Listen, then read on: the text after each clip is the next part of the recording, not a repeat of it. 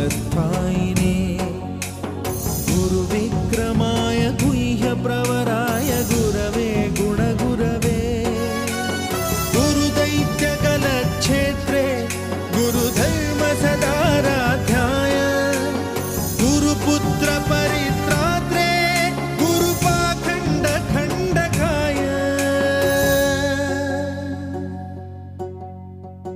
गीतसाराय गीततत्त्वाय गीतगोत्राय धीमहि